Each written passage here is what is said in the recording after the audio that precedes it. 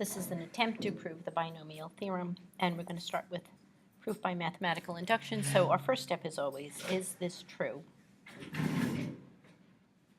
for n is equal to 1? Is this true for n is equal to 1? In other words, if you have a plus b to the first, is it equal to 1 choose 0, a to the first, b to the 0, plus 1 choose 1, a to the 0, b to the first. And let's work that out. So if we have a plus b to the first, that just ends up being a plus b.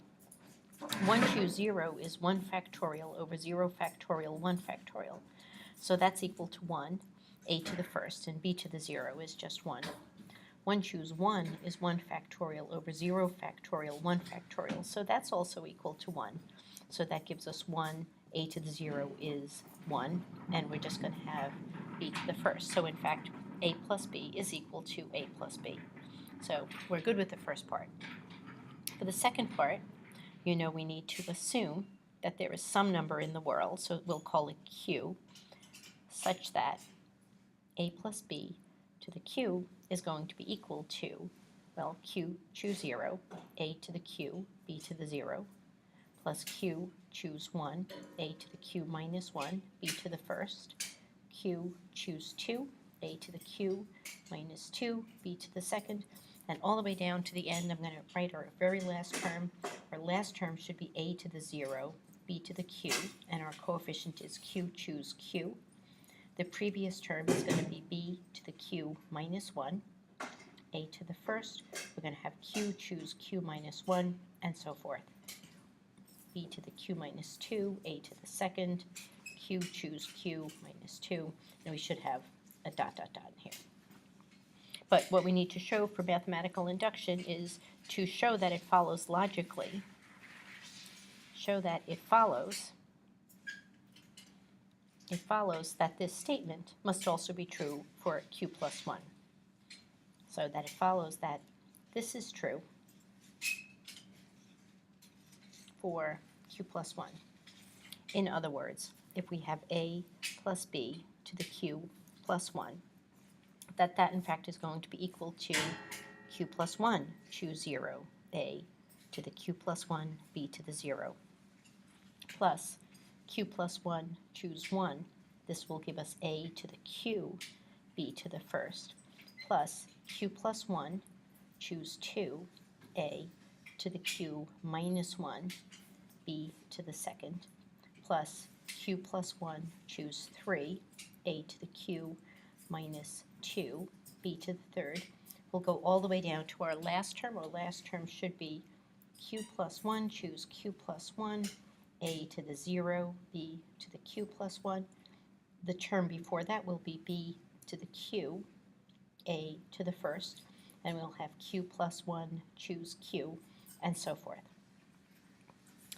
Okay, so now let's play with a plus b to the q plus 1, and we know by that rule of exponents that we can write this as a plus b to the first times a plus b to the q. But in fact, a plus b to the q is this long term that we have way up at the top. So what I'm going to do is distribute an a over each of these terms and then a b over each of these terms and add them together. So first, let's distribute the a. And I'm just going to make a little note, distribute the a. So if I distribute the a, everything stays the same except for the exponent on a, which will get raised by 1 since we're multiplying by a to the first. So our first term will be q choose 0. We'll have a to the q plus 1, b to the 0. Our next term, q choose 1, a to the q, b to the first. Our next term, q choose 2, a to the q minus 1, b to the second. And going forward, our last term will be, we're again multiplying by a. So let's see, so we'll have q choose q, we'll have a to the first, b to the q. The term right before that, we'll have still b to the q minus 1, but we'll have a to the second, and q choose q minus 1, and so forth. Okay, now let's also distribute the b let's distribute the b, and then we'll add these together. So when I distribute the b again to each of these terms, the only thing that will change is the exponent on b. So my very first term will be exactly the same, except I'll have b to the first. So I'm going to put that right here. So we'll have q choose 0. We'll have a to the q, b to the first. Next term, q choose 1, a to the q minus 1, b to the second, and so forth. Our very last term is going to be, let's see, we're distributing the b. So we're going to have b to the q plus 1, b to the q plus 1. We'll have a to the 0. We'll have q choose 0. Our second to last term is going to be b to the q, a to the first, q choose q minus 1. Our term right before that is going to be b to the q minus 1, a to the second, q choose q minus 2. Okay, and now comes the time we need to add all of these together, and you'll notice that we have a bunch of like terms. So when I add my like terms, what I'm going to do is remember this property that we talked about. When you're adding combinations with the same top number and the bottom number is differing by 1, you're going to add 1 to the top number, and you're going to take the bigger of the two bottom numbers. So when I add these two like terms together, my coefficient is going to become q plus 1, choose 1. I'm going to have a to the q, b to the first. For this term, I'm going to have q plus 1, choose 2, a to the q minus 1, b to the second, and so forth. My, let's see, third to last term is going to have a to the second, b to the q minus 1, and we're going to have q plus 1, and I'm going to take the bigger number here, which is q minus 1. This second to last term, I'm going to have b to the q, a to the first. I'm going to have q choose, the bigger number is q.